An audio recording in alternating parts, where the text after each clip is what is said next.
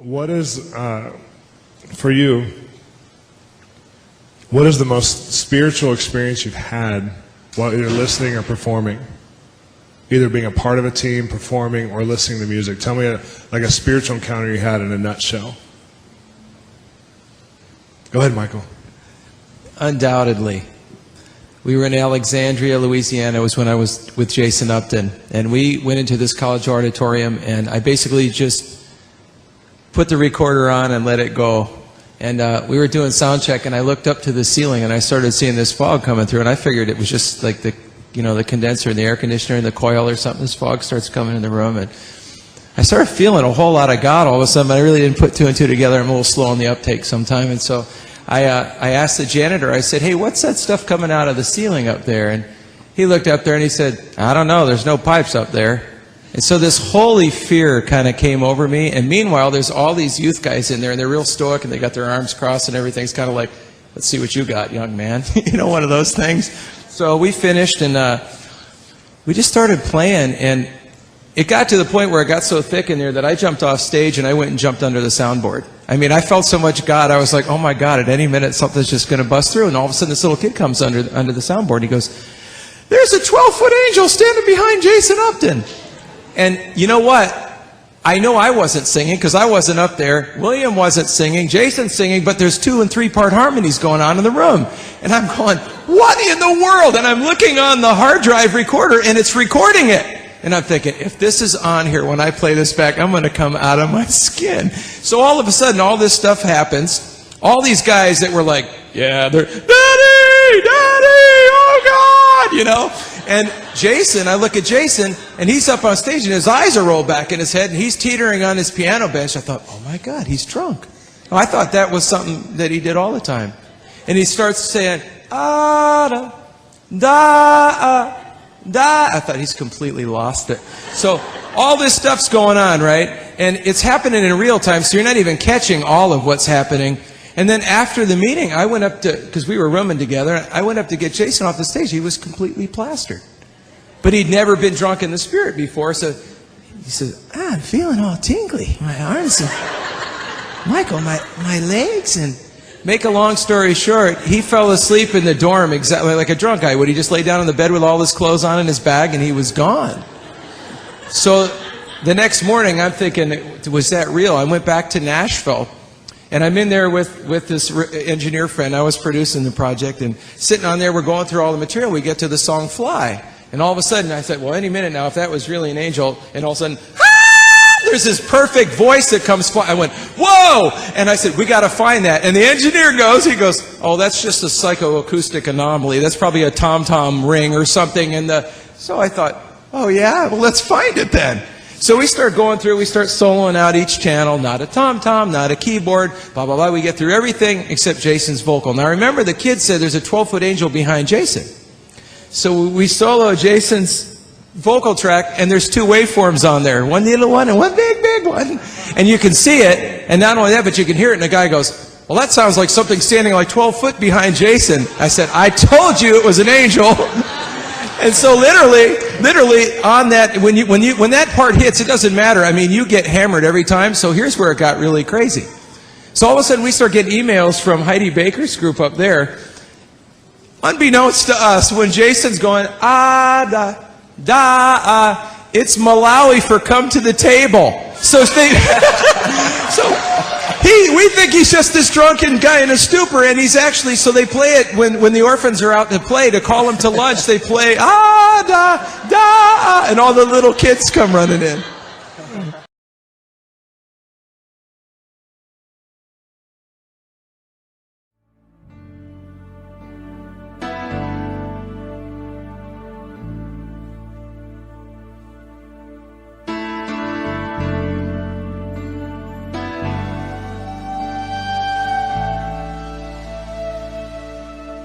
Going up to new atmospheres,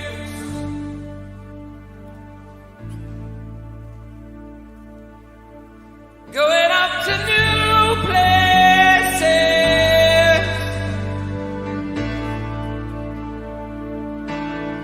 going up to new atmospheres,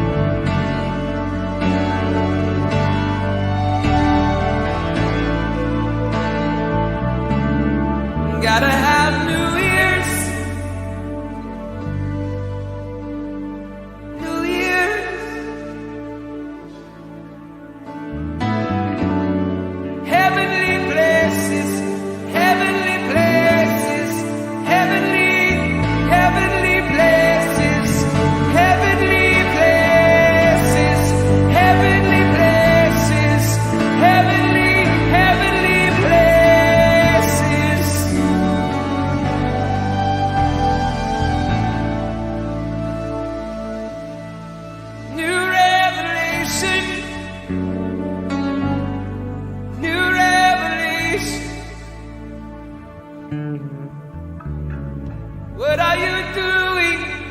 Where are you going? You're gonna give.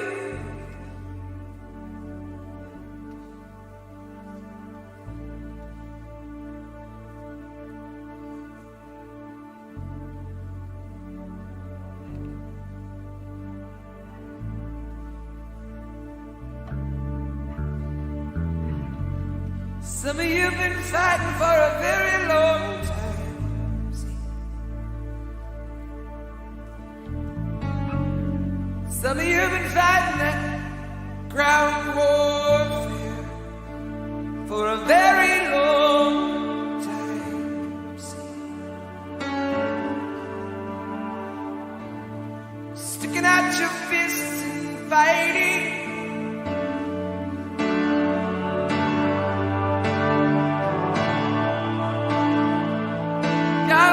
Take it to new places, new places, new places, new places, new places, new places, new revelation, new revelation, new perspective, new perspective. Every of you, every of you, every of you, every of you, every of you.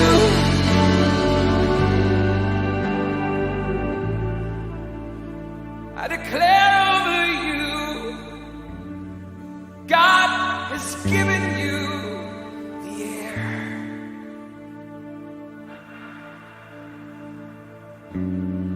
God has given you the air.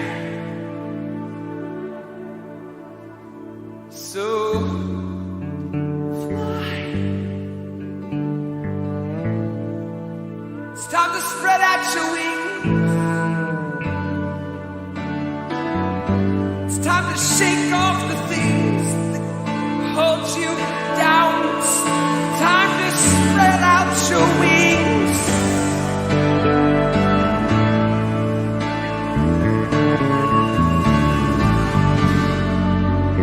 And fly.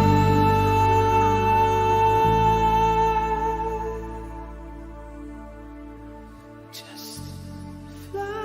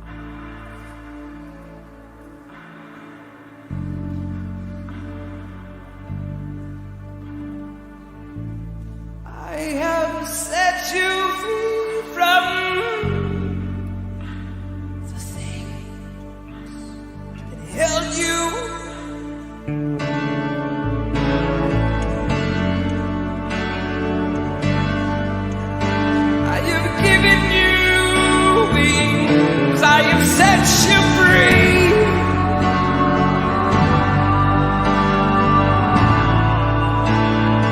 So come to me.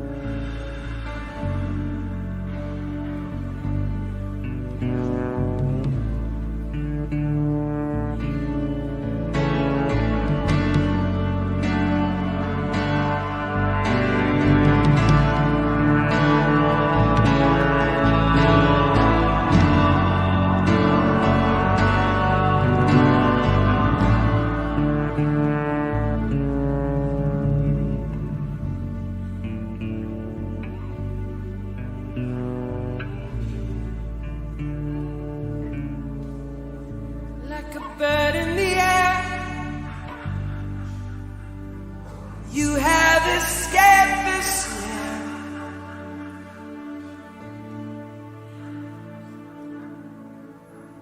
Like a bird in the air,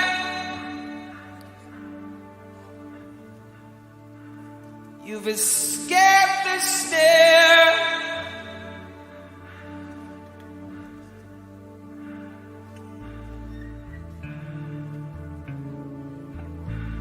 Like a bird in the air, you've escaped the snare of the enemy.